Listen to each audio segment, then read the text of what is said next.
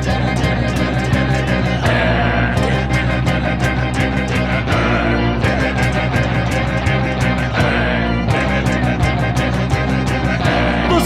not a bat, he's a man who fights crime. And we're gonna watch him fight for a minute at a time. With John and Niall and a guest who doesn't rhyme. It's Bat Minute!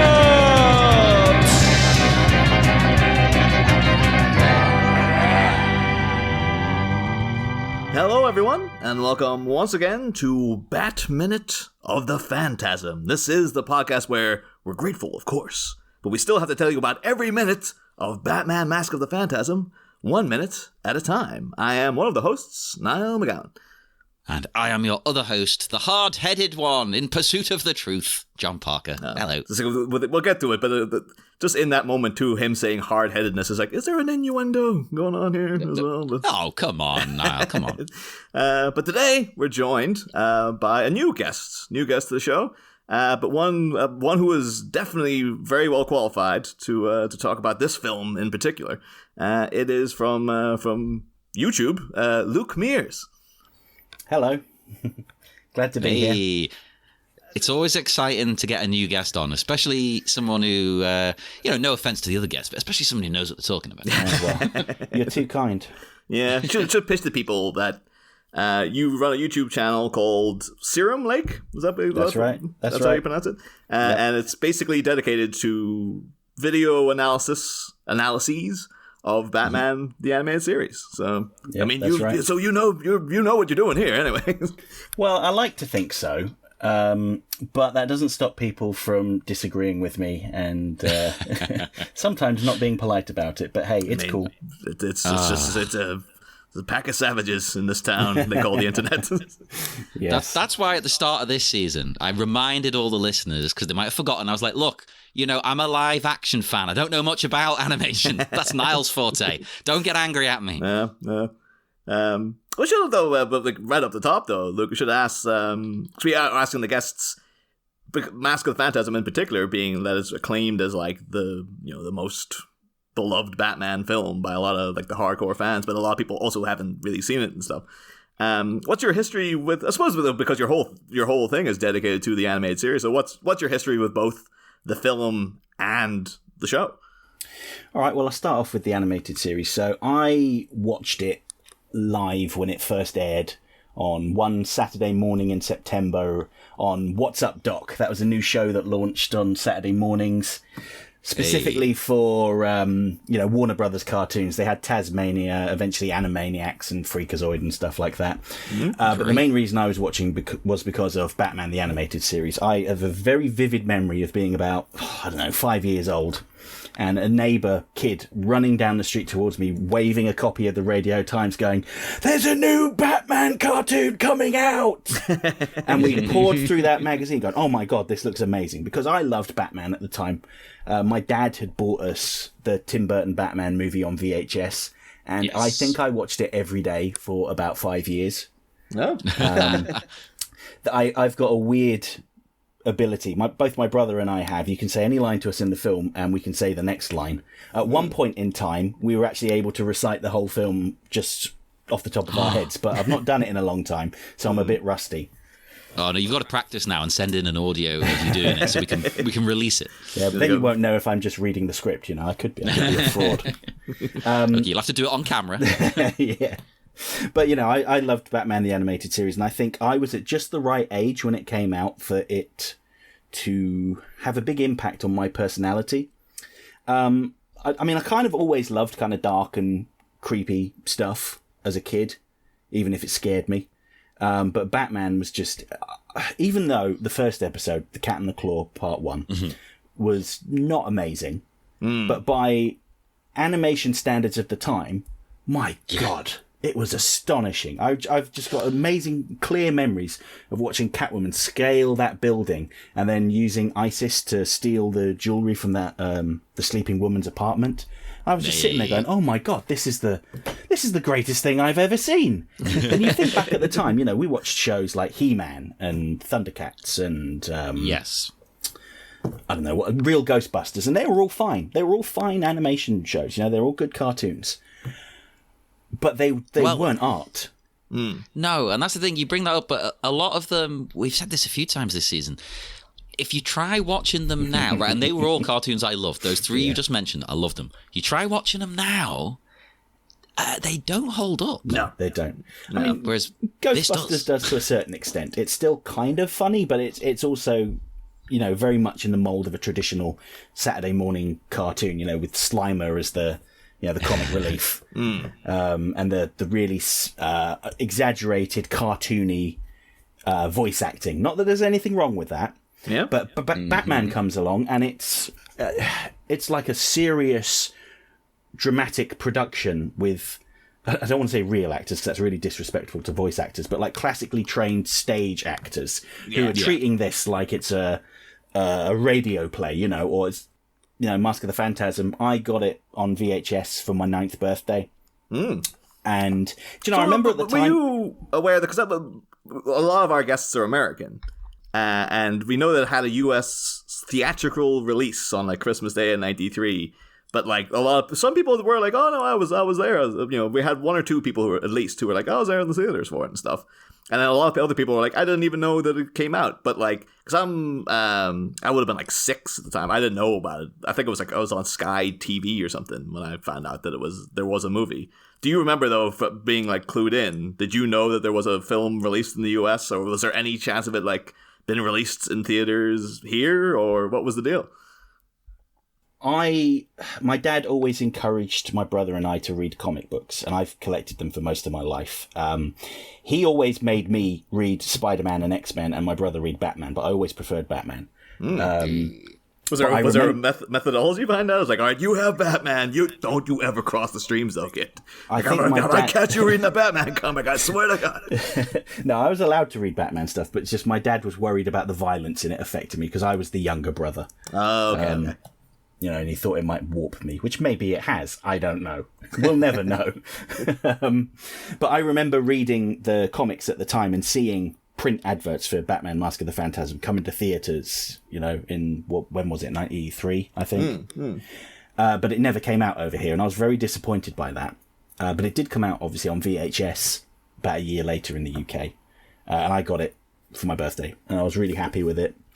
I remember, actually, the first time I watched it, being a very intelligent 9-year-old, being shocked by the reveal, and actually being a little bit disappointed that it wasn't... should I spoil it now? No, listeners haven't. We've already, because we've had to, in order to study the movie, we've had to there's no point keeping it a spoiler who the Phantasm is. Well, this was a big debate amongst us. Yeah. Good. Well, I'm glad I can speak freely. So I was disappointed it wasn't the dad. I can't remember why. I just remember feeling disappointed, going, "Well, that sucks." Was it more like you wanted it to be like a ghost, or was it that you just wanted it to be like the guy? What was the? I really don't recall. I just remember this feeling of oh, that's disappointing. But I can't understand why, because when I watch it now, I love it. I watch it at least once a year. That just reminds me though, because I know you did a video recently. Where you break down the show Bible of BTAS. We actually had Mitch Bryan who co-wrote that. He's been on the show. Yes, I'm aware. Yeah, and he was. But just in there though, they go through kind of ideas for episodes that some came to pass and some didn't, and the fact that in Zatanna they were originally going to use. The Gentleman Ghost as the villain. And I was like, we could have had a Gentleman Ghost episode back in 1992 and they didn't do it. God damn it. Oh, devastated. Yeah, well, they wanted to avoid the supernatural side of stuff, didn't they? At least for a while. And come on, and then you let me in Justice League. Come on, just go for it, I think maybe it's just my love of BTAS, but I actually prefer down to earth, grounded Batman. Batman fighting street level crime and corruption. Yeah. That's my jam. But different strokes, different folks. Yeah, totally. But yeah. So would you rank this as? Are you biased in any way? Would you say that this is the best of the films, or? It's certainly one of the best. I kind of fluctuate a bit between Mask of the Phantasm, Batman Returns, and The Dark Knight, and they're three very different films, particularly in tone and style. My wife and I, we watch Batman Returns every Christmas Eve.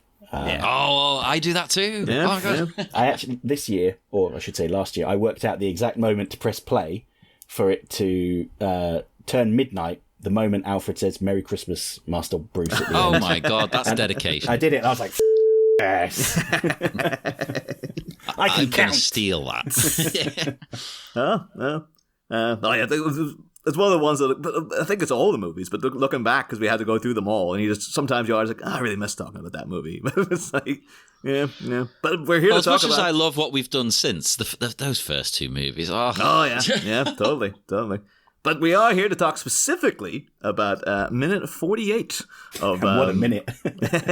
of Mask of the Phantasm. It opens with a narrow escape, and it ends a minute later with a return to an estate. This is one of my notes for this was, and this harkens back to our return season, where I just wrote down, the role of the Bat Cucumber shall be played by Andrea Beaumont this evening. In that, like, this is, it's kind of similar to Batman getting away from the police in Batman Returns, where the rest of the Batmobile fell away and what we called the Bat Cucumber was able to get through, again, a narrow alleyway, just like Bruce is here. But of course, just as we've been pointing out all season, it's like the cartoon is the one that gives you the realistic version of how he might get away, rather than like, he has for some reason his car turns into a torpedo and he just happens to have that there for this exact scenario that's happening right now. I even love the little detail though as he's booting it into the car of like, and I don't know why I find it so funny, but the fact that they have to put in the sound effect of him closing the door behind him, because like it feels like a high octane action situation. Like, if this was Dukes of Hazzard or something, he would, just jump into the car. It'd be much more of, a dynamic action move to, he'd have to go over the bonnet, and he'd just be like, he's Batman, he's supposed to be cool.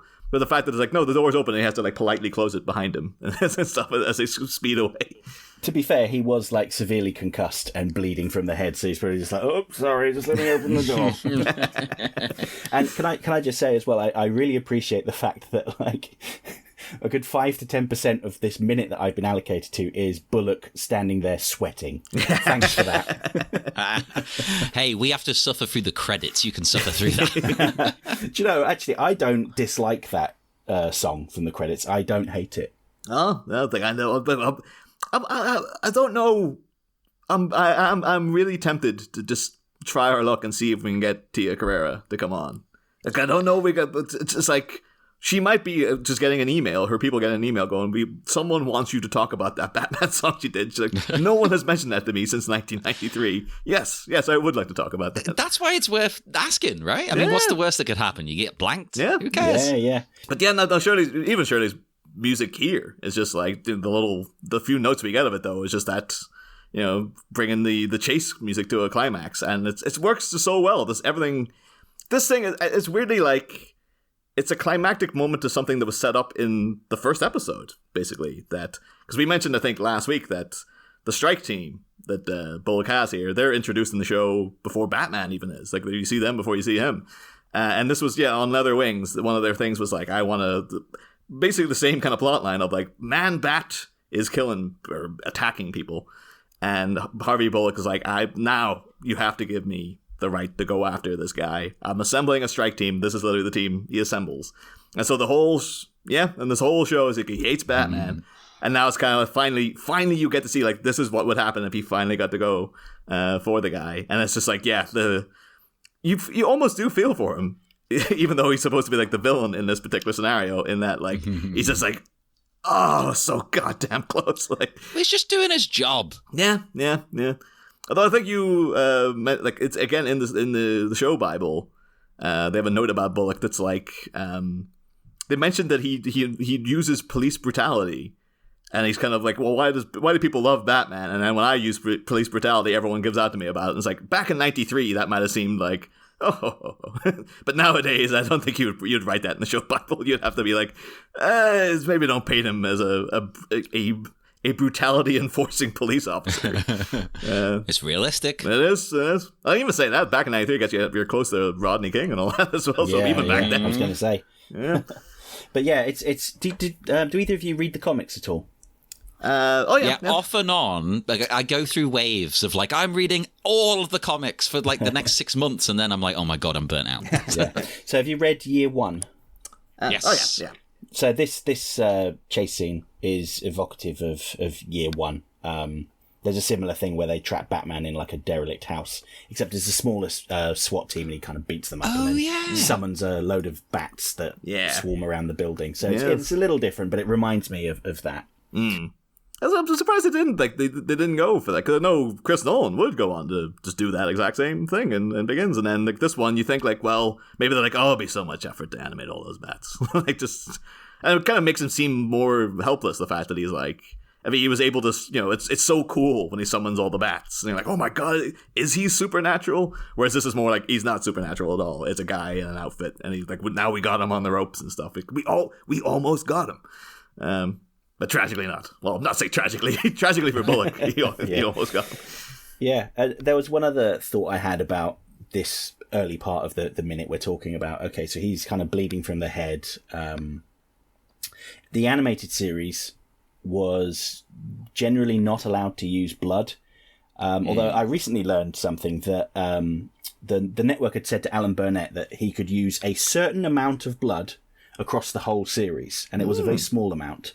So what he decided to do was just to use all of the blood in one go On Leather Wings. So I don't know if you remember at the end where like Batman knocks Man-Bat into the sign, I think it is, and Man-Bat's knocked out, and Batman kind of looks up and he's kind of bleeding from the mouth and going all dazed. Yeah. Apparently that was their entire budget of blood, and he just decided to splurge it all in one go. I think there was I think South Park, didn't they get like a network allowance if they could say shit a certain amount of times, and they did an episode where they just literally said it like 120 times. Yeah. The funniest thing is you're going to have to beep that out, so people will have to imagine what words you said.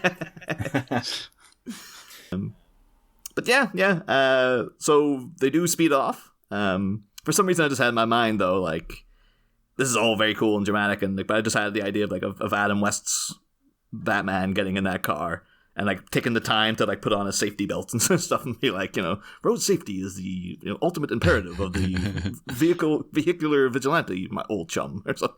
You have to make a point of agree. And yeah, so that's because we do get and very tragically as well. It feels like so many of elements of this season, because the film is so short and it goes by so quickly. Like, we were so excited, like, oh, we've never got to talk about Harvey Bullock, like, big character in the comics and this show, and, friggin' a lot of people now would just know him from Gotham, Donal Logue's version of Harvey Bullock. So, like, oh, let's go in deep on Harvey Bullock, and now he's gone already. Like, that's it. We had, like, a handful of minutes of him, and now... but before he goes, just had some final parting notes about Robert Costanzo. We did talk about him briefly earlier, but I should point out that he's still acting, still going, 80 years old. Be 81 this year. Some of the things he's done include he was the voice double, he filled in for Danny DeVito in the Hercules TV show. When he That's took right, over. he did. Yeah. Oh my god, that's amazing. I mean, if you're connected to Danny DeVito in any capacity, it's amazing. That's also the thing too, because I only found out recently, and we'll have to. I'm going to do more research to find more people what happened to make it more of a thing. Because obviously, Mark Hamill replaced Tim Curry, but apparently in the Hercules movie, John Lithgow recorded the entirety of Hades' part. He was originally cast as Hades, and then they got in James Woods to replace him. What? Yeah, and I think apparently animation is littered with this. Like, people who've recorded entire things, sheafs of dialogue, and then you'd never know it was them. So yeah, I'm gonna go looking in to see like how many more I can find, and then report back. But yeah, he's also Robert Costanzo, also a regular on Barney Miller, which of course co-stars Abe Vigoda, Sally Louisa Balestra. And he also appeared on the new Mike Hammer show with Stacy Keach. I was going to say the titular Phantasm, but like, I guess he voices the Phantasm, but he's not really the Phantasm. And yeah, he does the classic thing. We've noted that good old Pat Hingle used to do back in the day. Appeared on 3 episodes of Murder, She Wrote, 3 different parts. Yes. He's in 2 episodes of Lois and Clark as 2 different parts. Oh, you've got to. Yeah, this is tradition. Yeah. That's why I really insist on... I should try to get the Ryan Johnson or Natasha Lyonne's attention somehow on social media and be like, if you want to really harken back to these shows in Poker Face, you got to get in the same actor to play a bunch of different parts completely at random. So people are going like, isn't that the guy who like ran the hotel in the other episode? Like, no, it's a completely different character now. But is that the same actor? Like, doesn't matter. That's the way we roll. That's the way they did it in the Father Dowling mysteries.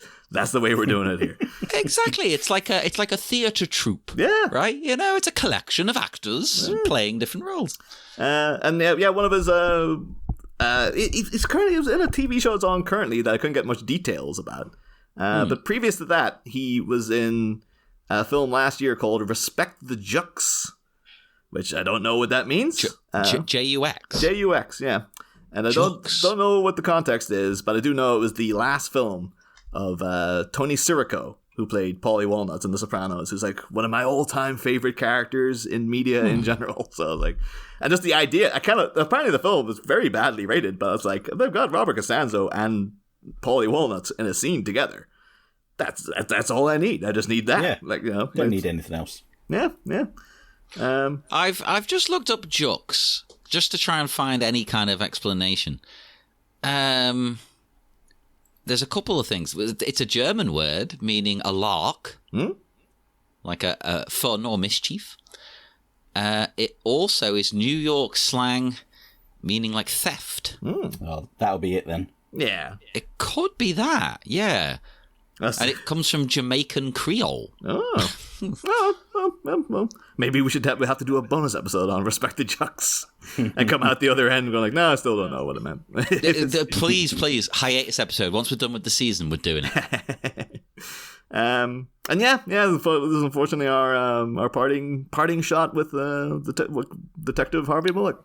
There are two other roles I would just like to highlight of the from the career of the legendary Bobby Costanzo, and he was Arnold Schwarzenegger's best friend in Total Recall.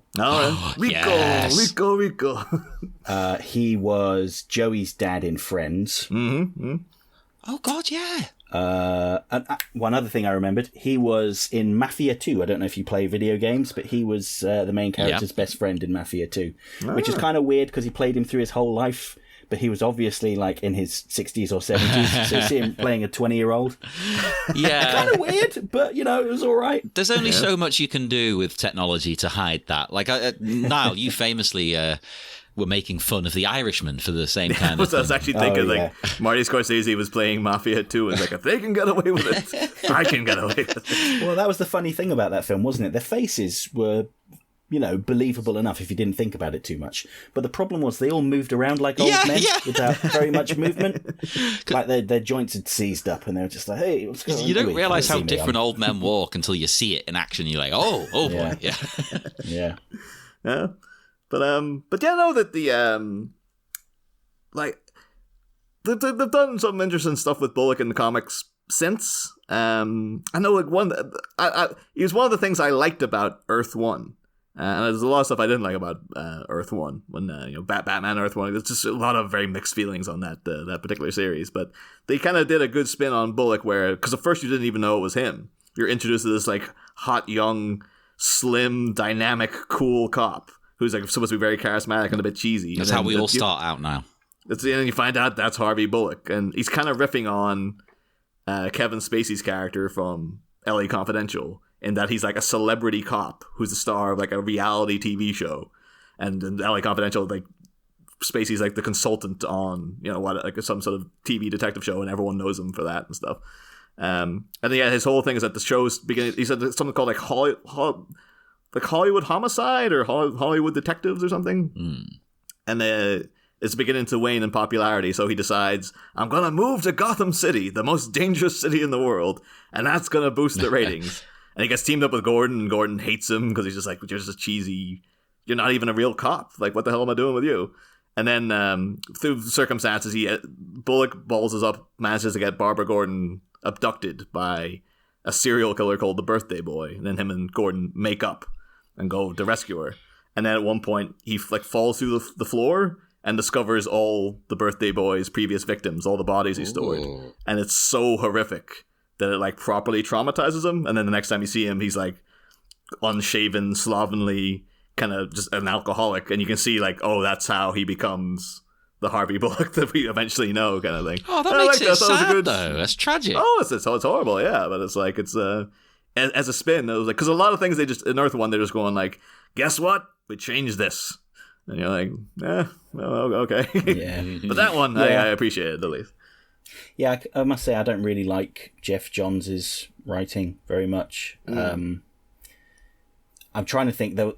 Flashpoint was okay, I suppose, but I don't know if you've read Three Jokers, but it was the most pointless thing in the universe. Oh, and that was the we haven't talked about it on the show yet because we've only had a couple handful of minutes of the Joker, but it was one of the big comic events that happened between us finishing covering 89 and then coming back to the characters. I was like, it's in between. There was this huge storyline called the Three Jokers, and I didn't mind it. I liked some stuff of it, but like I know a lot of people were like, this is garbage. So. I mean, I'm in the middle, but I mean, I can't really say too much because I actually liked Metal, and no one else seemed to like that except for Edgelords.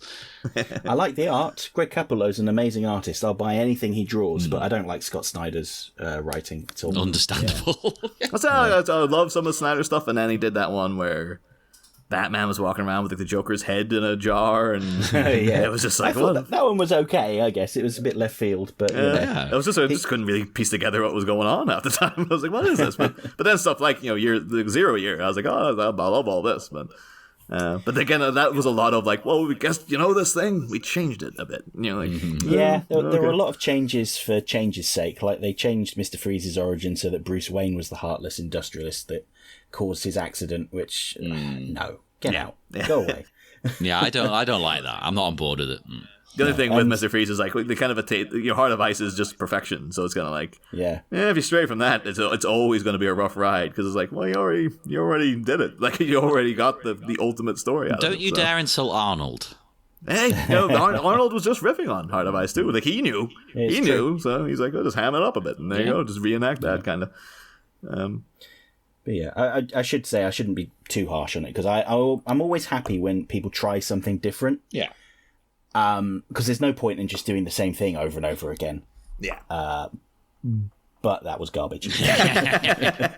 Hey, sometimes it's going to be garbage. To have the advantages of throwing ideas out there, some of them are going to suck. Yeah. Although I don't know, because this is another. There's nowhere else to put it but here, because it occurs between the transition of scenes here. Have you read the novelization of this, Luke? Are you familiar with Geary Gravel's Mask of the Phantasm? I have a copy of it, but I never read it. I read his other animated series books, and I didn't like them.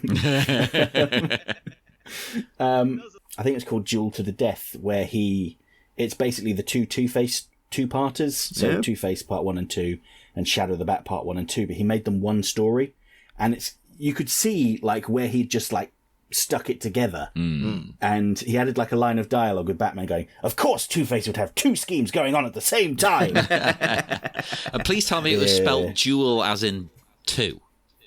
I think it was. Yes. I love wordplay. I'm gonna have to double check that.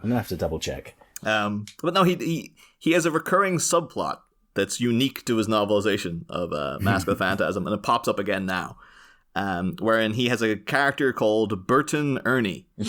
Every time you say it, I crack up. That's it's terrible, but in the best way. It's because every time too when you see it written down, it's like, nope, it's not getting any better. But so Burton Ernie's first introduced at the beginning. He's in the casino when obviously the stuff with the Phantasm happens, and he's supposed to be like a bit of a loser. He's out of work. He's there interviewing for a job at the casino that he doesn't get, and then he sees the car flying out, and runs up and takes a bunch of photos. Hasn't developed them yet. That's a kind of important part of in this element of the story. The next time we encounter him is that, and a kind of Rosencrantz and Guildenstern are dead kind of thing. He's in the flashback to the world of tomorrow, and like he's sitting with his parents, and they're just going on about like how much of a loser he is basically, and that he needs to get his life in order and like go out and find a job and find meaning and stuff. And Bruce and Andrea are sitting having like cosmic space themed ice creams, overhearing this conversation and kind of laughing about him and stuff.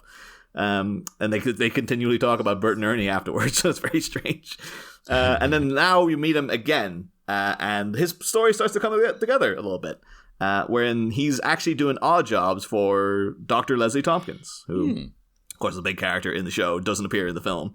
The character, again, still hasn't appeared on the big screen. God, Lord knows when we'll get to talk about Leslie Tompkins properly. But voiced in the show, of course, by Dr. Pulaski from Star Trek TNG, Deanna Muldour. But and as he's working for her, he's sorting out files and stuff, but he ends up like going and working for her like soup kitchens and stuff that she runs, and like just helping out the poor. And he finds this very, very enriching. And he spends a great day there, and he's just like, I want to come back tomorrow. I actually really enjoy doing this work. Meets Leslie Tompkins and kind of discovers that everybody really loves and respects her, and she's just a very benevolent presence. And she really likes him as well. And then the explosion at Sal Valestra's happens, and everyone starts freaking out. He meets people who like live in the area. There's some very dodgy old black lady stereotypes going on and stuff, but you're a bit like written in a certain way. You're like, nope, don't like that. And they're all panicking because they go like, oh, it's Roland Daggett again. He's trying to invoke his like urban renewal project again by blowing up buildings or something. And then they're like, no, that's Sal Valestra's place. He used to be a gangster, that guy. And eventually then the fire catches and a bunch of tenement buildings burn down. And Burton is like, he's conflicted about whether they're going like, if you go and take photos of that, because he had left but went back to get his camera. And they're like, you can go and take pictures. They'll give you, the press will, the newspapers will give you a bunch of money if you get good photos. And rather than do that, he chooses to stay and like help out the people who are coming out of the burning buildings and stuff. And it's basically like, he's gonna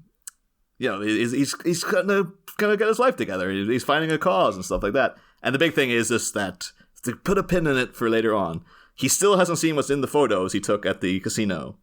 And he's very concerned because like, people are saying the Batman killed these guys. Is that Batman again? And they go like, well, Leslie Tompkins really loves Batman. She'll speak out for him because, as we covered earlier in the show, like earlier in this season, in BTAS canon from the Vigil episode that was never made, Leslie Tompkins was with Bruce the night his parents died and stuff. And it's like, they're basically saying if Leslie Tompkins says Batman's okay, he didn't kill those people. So the people on the street don't really believe that it is Batman. They're just like, no. Like, the people in this area don't believe it anyway, because if she likes him, then he's okay. I like it that way. That's more, that makes Batman a bit more connected to the people. Yeah. It's a bit like what they did with Luke Cage in the Netflix show, where he just sort of became a hero of the people. Like, everyone else seemed to hate him, but like the local people are like, no, he's our guy. Like, it's great. But so it's just setting up the fact that like, oh, eventually he's going to go get these photos developed, and then something will come of that and stuff. But yeah. So just put a pin in it for more of the ongoing saga of Bert and Ernie. But yeah. Then we hard cut to meanwhile back at the stately Wayne Manor. Did note there that the moon is particularly huge behind the house tonight. It's like a pizza pie. I'm assuming like the Justice League are out fighting Chairface Chippendale somewhere. He's trying to pull the moon out of the sky this time or whatever. And I was like, Batman, where the hell were you? Like, oh, I had a lot of stuff going on. Very personal story arc for me. I actually like it as we go into the manor as well, because you see Bruce and Andrea. They've made it back in one piece from the action just a minute ago. Well, she has. Bruce is getting glued back together by Alfred. But Alfred, to me, this is what I love. He comes out with, as always in this movie, and in most iterations of Alfred, a zinger. Yeah. A golden zinger. Because he says, there are certain advantages to having a sturdy cranium, Master Bruce. But then hard-headedness was always your virtue. It's like, Ben! Got him! Yeah. He takes like every opportunity to just annoy Bruce. I think I wonder if he has a series of insults he's written down for every injury. He's just, get out the head one tonight. There we go. Yeah. I really like Ephraim Zimbalist's voice for Alfred, because he's very warm. And actually, I think he does quite a convincing English accent. I mean, I couldn't tell you exactly where he was from, other than generally the South. Yeah, but it's better than most people doing an English accent. Yeah, better than most English people doing an English accent. Better than mine. But he's just got such a rich, warm voice. And I love the dialogue, as you were just saying. Alfred can be very sassy. I always remember in the Batman animated series episode Mudslide, where Clayface is dying, and Batman's explaining to him what's going on. He goes, "Oh, Clayface is losing his integrity," and Alfred quips, "I wasn't aware he ever had any." There's no need, Alfred. There's no need. Yeah. This was sassy Alfred strikes. He's been sitting there like, I'm wasted down in this cave. I should be up on the stage somewhere. He should. They're like drag queen reads. Yeah. They're fantastic. He could be having his own Marvelous Mrs. Maisel arc, or just like the butler who wanted to make it big in comedy.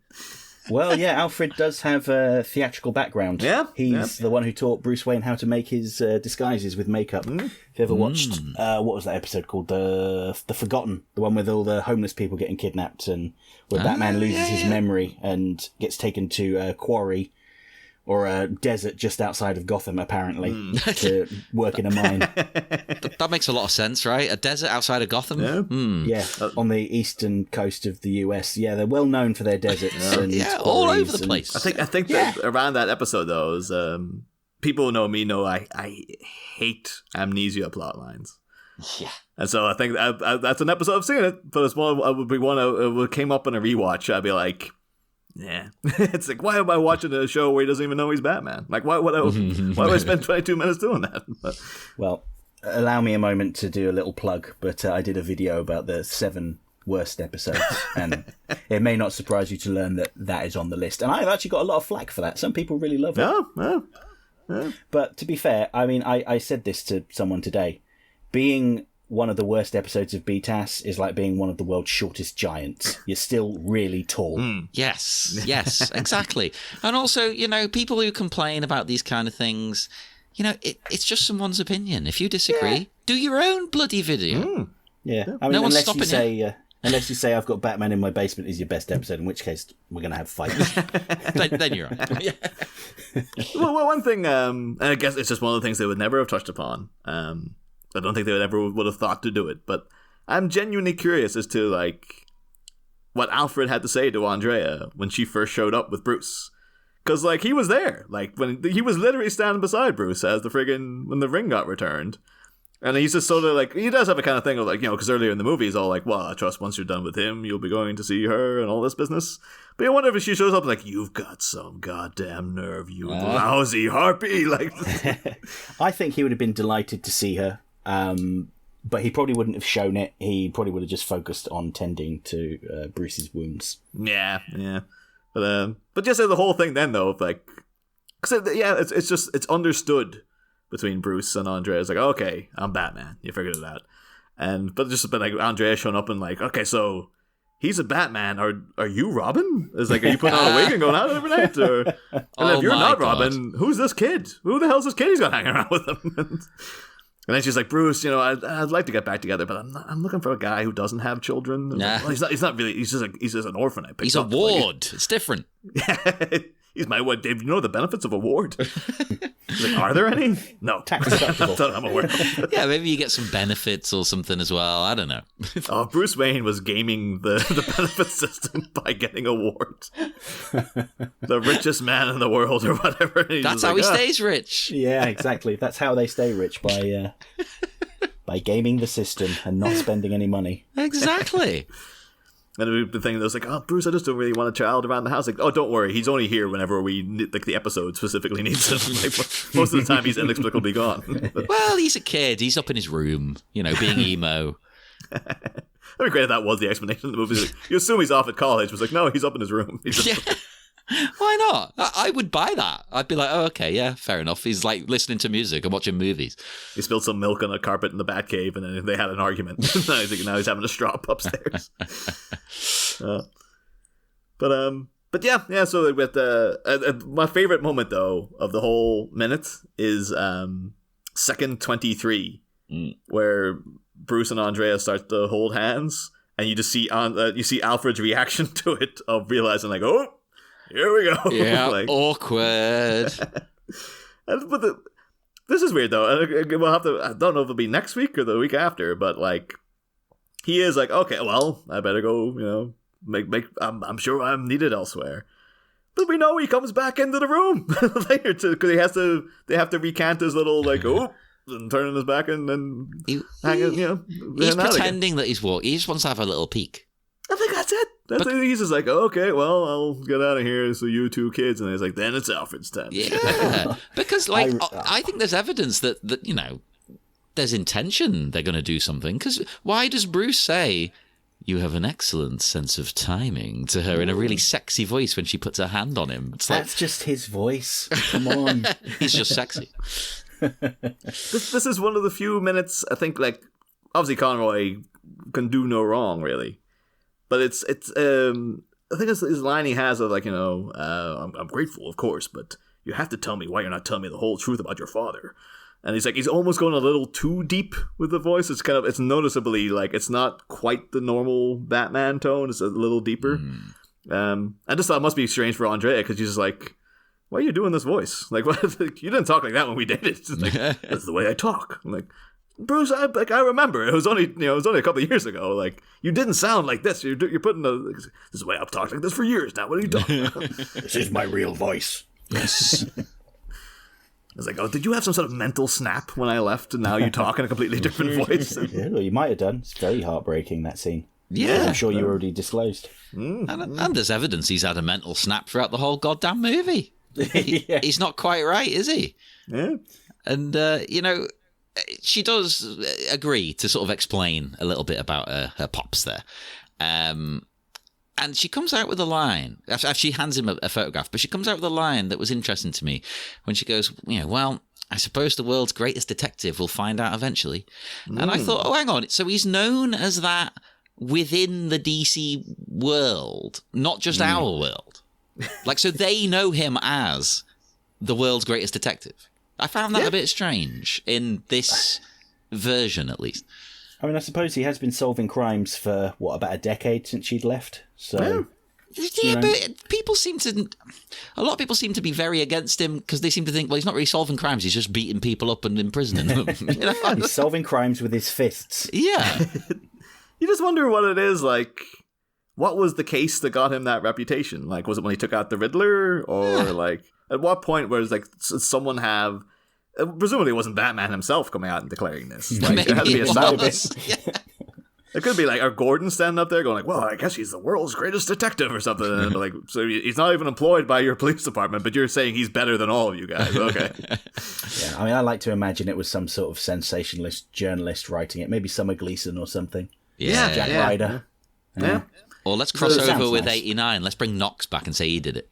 Oh, yeah, it was Knox. 100%. Because we've seen, like, in the papers in the film, they have images of Batman, but he's always doing, like, the cape over the face thing, so he's obviously still very mysterious. But, like, yeah, I guess he has got enough of a sensationalist celebrity presence to somehow, something he did dictated that he was the world's greatest. Like, he did something that no other actual investigative policeman could do. It was the Batman did it. He's just really good at Sudoku. I mean, that is an impressive skill.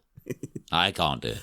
He claimed a grand prize, but just wrote in as the Batman. Because he's like, well, if I do it as Bruce Wayne, they're going to think I'm an asshole because I'm already rich. But if I do it as Batman, they'll be like, fair enough, give him the money. Plus, it's branding, you know? You've got to spread the word.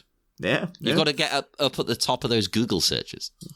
Although, I think, though, this is all now very...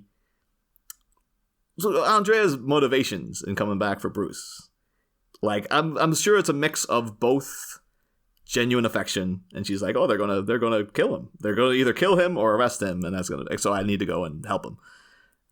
But also, though, she's there to, like, plant seeds of misdirect. It's almost like she's saying, oh, I'm sure the world's greatest detective would figure it out eventually, but I'm going to start spinning you a load of crap about, like, why it's totally my dad who is the Phantasm. Well, yeah, I mean, I think she's helping him for a number of reasons. As you said, she has affection for him. She probably also blames herself a little bit because the only reason that he's in that situation is because he came after her. Mm-hmm. And also, she doesn't want him to figure out that she is the killer before she finishes what she's doing. So she's kind of turning up, as you said, to misdirect him, hopefully. But it doesn't work. Well, and also she says how that night her dad was having a meeting with his business partners and whatnot. And then she hands him a photo. Isn't that the photo he himself stole? Yeah. I'm a bit wondering about that, yeah. Yeah, did she have a copy as well? Was this like it might have been? This was the Sal Valestra Christmas card that year. That was my happiest memory of 1986. I don't think we can get away with this. We'll get in trouble with Warner Brothers again. But we need to make that into a T-shirt that we can sell for at least 5 seconds, and then a postcard. Season's greeting from the Valestra family mob. Yeah. Season's Wheezings from Sally the Weezer Valestra. Very nice. But no, I did wonder about that too. It was like I actually had to go back and rewatch the minute where Batman came in because like, did he leave the photo there? Because it is weird that like, Andrea has a random copy of it. Did Carl Beaumont, because Batman got it from Valestra's office. Did Carl Beaumont at one point take a photo of him and the Valestra guys with him? I was like, oh, we're fleeing them, of course, but they were my friends. I'm like, I don't have many, Andrea. So well, I guess it was like a celebratory photo for their business, wasn't it? So perhaps they each got a copy of the picture.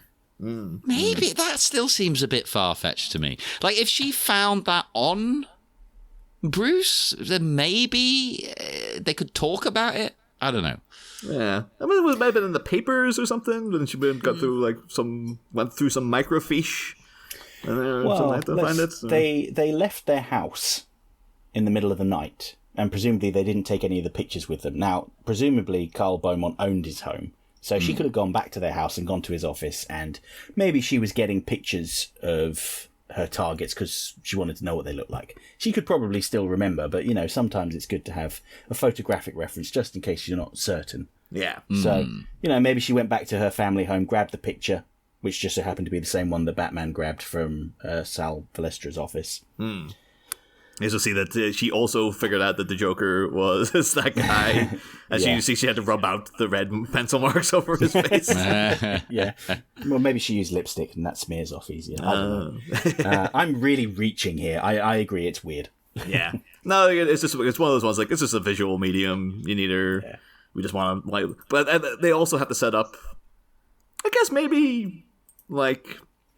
I suppose you keep all that stuff in the Batcave, because... You need the photo to be there because in like a couple of minutes' time, Bruce is going to go, wait a minute, and draw the lines on the guy's face, and like, that's the Joker. He could have. This scene was in the Batcave, maybe. And we're like, oh, the photo's just there. It would be weird if he kept it up in his bedroom because that's very like never the twain should meet between his bedroom life and his Bat life. Although it does meet, it does meet all the time, I guess, with like Catwoman and Talia al Ghul and stuff. I guess they wanted to like, well, you can't do the big sweeping her standing on the balcony in the sun thing if they're banging in the cave. So it has to be. They had to just go, okay, she's also got the photo, I suppose. But maybe it should be a nod to Bruce. It's like, why is she carrying around that photo? The photo she denied she'd ever seen earlier, but she has it in her purse. Why is she carrying it around? What's happened there and stuff? But It looks over into the person, sees the hatchet hand. It's just there as well. Like, now that you mention it, did Bruce leave the photo with her when he said, "Have you ever seen this before?" No, from what I can see, he shows her and then he just puts it back under his cape.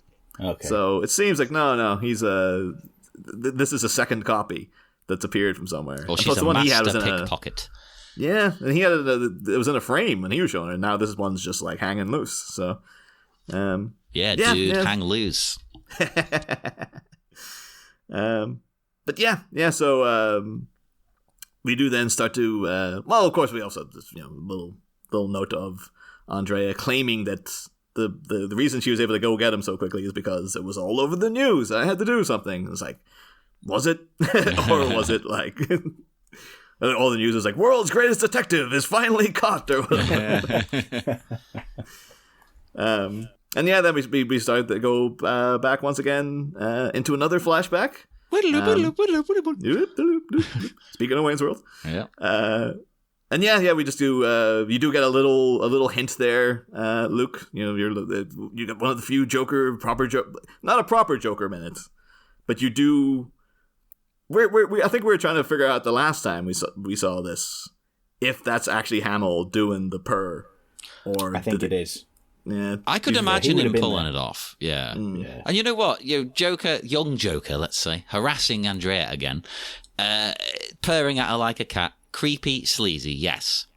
But I'm impressed with that noise he achieves. Yeah. You'd be like, okay, fair play, that was pretty good. Well, it seems like he would be as a sleaze bag to everybody. So it's probably like, I do this all the time. Yeah, I don't think he's actually into it. He just likes to creep people out and things. And to be fair, too, Hamill does seem the type that he's so into this stuff that if they said they were going to get, oh, no, we'll get someone else to do that, he's like, no, I'll come in. Oh, well, they'll definitely come in to literally just purr in the microphone one time and walk away. Like, you know, he lives and breathes. Like, all the characters, he's a very enthusiastic man, Mark Hamill. So. But yeah, this season, though, because obviously BTAS is such a seminal piece of animation in a lot of our childhoods, Luke, we are asking the guests what their other favorite cartoons were growing up. Yeah. So the first cartoon I can remember watching, I suppose it wasn't necessarily a cartoon, it was claymation, was Trapdoor. Oh, yeah. You watched Trapdoor? Oh, I love Trapdoor. I think that's why I like dark, creepy stuff. Oh, it's so underrated. It doesn't come up, actually. Yeah, Trapdoor was just mwah. I mean, if there's anyone that isn't British under the age of, 35, you're probably not going to remember Trapdoor. Or, sorry, under the age of 35. That's right. I had to do the math. But it's essentially like a little claymation story. Short 5-minute episodes about a manservant called Burke who lives in a creepy castle with a thing upstairs. Who's this booming, monstrous voice that's always hungry and wants him to make food for him. His best friend is like just a skull called Boney and a spider called Drut, and they have a trapdoor in this basement they live in where they can get worms out to make food, but also monsters come out through the trapdoor. Oh no! And there's all their silly adventures with Burke deciding today's the day I'm going to open the trapdoor and nothing's going to go wrong. And he opens it up and, oh my God, everything's going wrong. Who could have foreseen it? Yeah, but I love that show so much. I mean, that one still holds up. It is aimed at, 5-year-olds probably. But it's just got a lot of character. It's a lot of warmth to it, despite being dark and creepy. And it has the most 80s theme song in the universe. Yes. Yeah. If you want to recommend, I'm sure you probably get a lot of episodes on YouTube because it's exactly the type of thing YouTube is created for, is to have old. I don't know if Trapdoor, because I don't think it was popular, so I don't know if it'd be lost media, but just old short form animation. Here you go, the entire thing in one playlist of the Trapdoor kind of thing. I would advise people to at least look up the theme tune because it's it is fantastic. Yeah, they released it on DVD about 15 years ago, and I remember I walked into HMV and just saw it there, and I was like, I'm buying that. I ain't got any money, but I'm buying it anyway. Who needs to eat this week? I'm going to watch Trapdoor. Yes.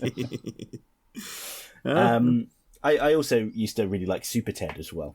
Oh, another brilliant one. I can't believe I was going to say I can't believe none of these have come up, but I suppose most of the guests are either American or Aussie so far. Yeah.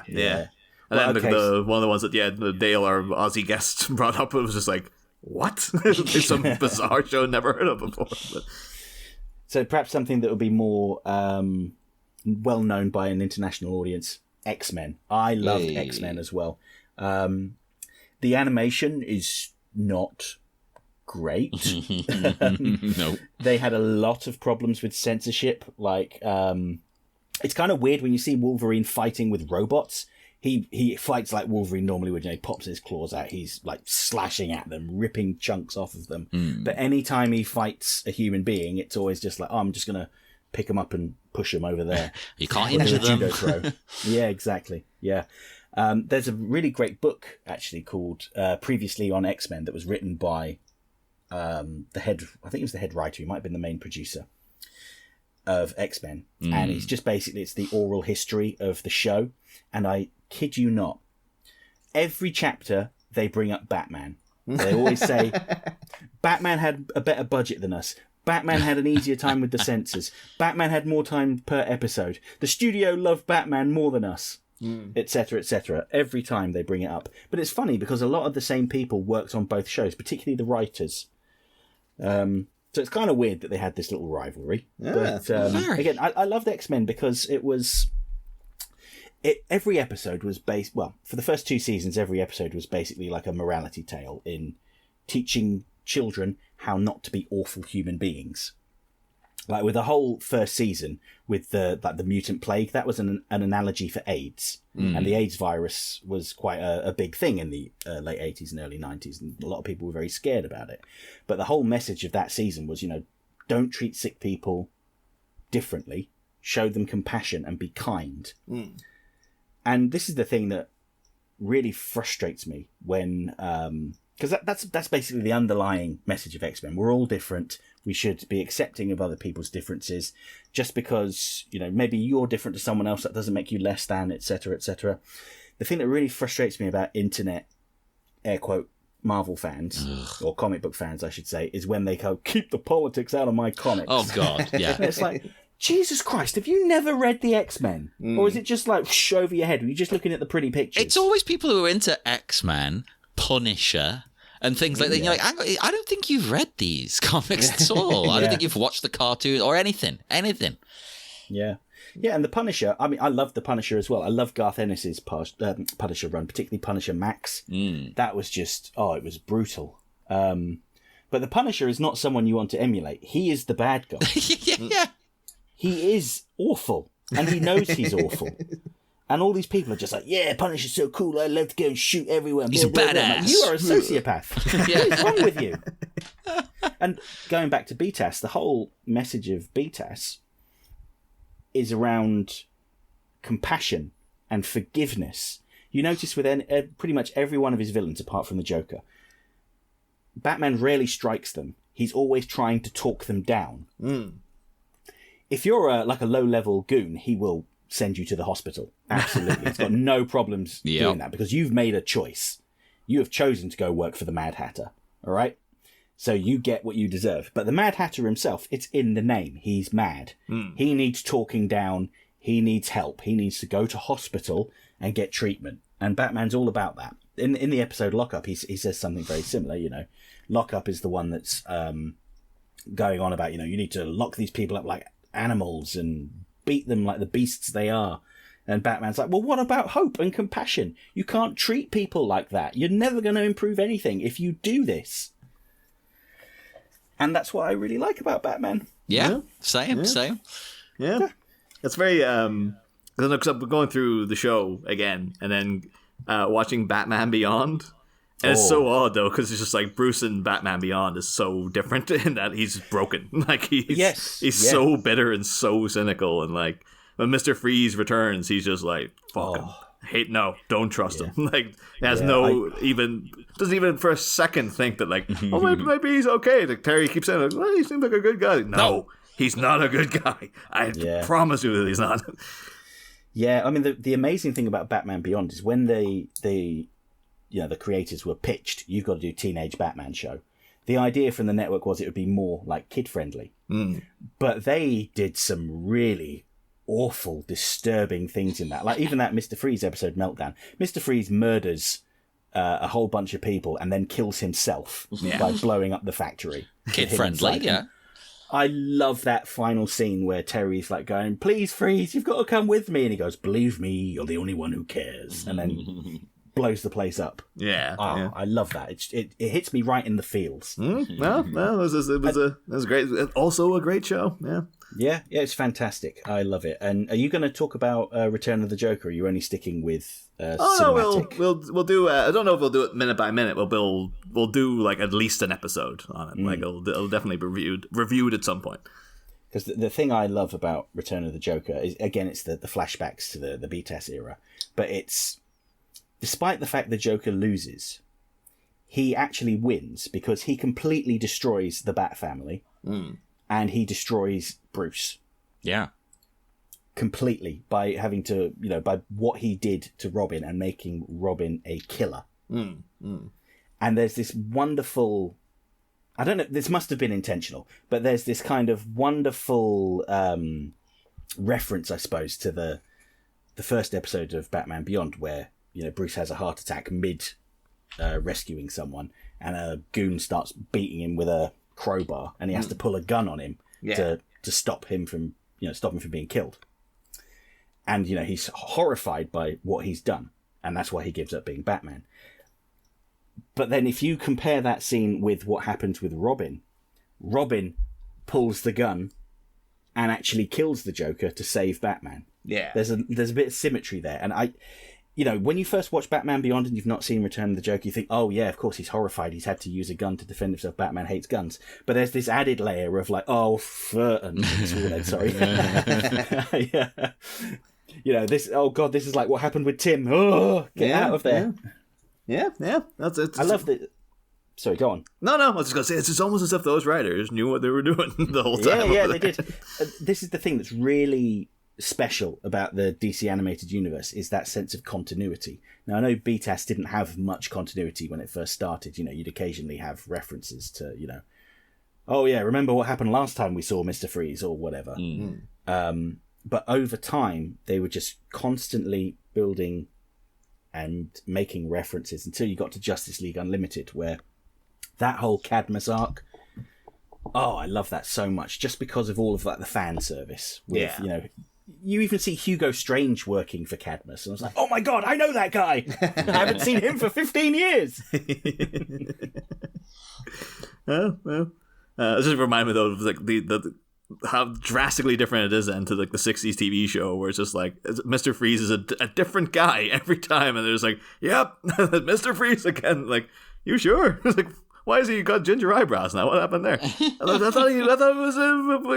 Then Eli Wallach shows up. He's like, he was bald the last time you fought him. Why's he got hair now? Oh, but yeah. I mean, I'm all noted out for minute 48. But unless anyone has any other final thoughts for minute 48 or Mask of the Phantasm in general. All done over here, except I will say that we should let Bullock off for sweating so much. He did a lot of running. He did. I feel for him. He ran at least 10 meters. Yeah. I'd be sweating. Yeah. So on that revelation, on that bombshell, we will head off into the dark night. Would you like to tell people where you can be found online, like your YouTube channel, or promote anything you want? You don't even have to promote that.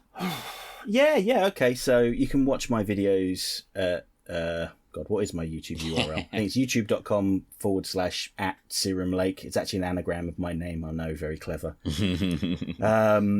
I don't really use much social media anymore. I used to be very active on Twitter, but the whole Elon Musk takeover and the firing of his trust and safety team has just completely put me off it, so I try not to use it. Understandable. And I don't really use Discord either because it makes me feel like an old man. So I guess YouTube is the best place to find me, really. Hey, well, check it out, everybody, and come and speak to us, as usual, on Facebook at the Bat-Minute Listeners Cave, the terrible hellscape of Twitter at Bat-Minute, Instagram, which is still okay, that's the Bat-Minute, and you can go to the also aforementioned Patreon for our network, Sleepy Charlie Media, and you can help keep our shows going, and you also get some bonus stuff for being so lovely and so nice. Bonus episodes, commentary tracks, all kinds of gubbins. Speaking of gubbins, you can also go to Sleepy Charlie Media's TeePublic page and buy merchandise. And we will see you again next time for minute 49 of Bat Minute of the Phantasm. See you then, Batmites. Next time, as far back as I can remember, I always wanted to flee a gangster. We're once again thrust back in time as an encounter is recounted regarding Andrea's dad and some devilish denizens of crime. But as the king of this crooked cabal threatens Carl with a new kind of cardiac arrest,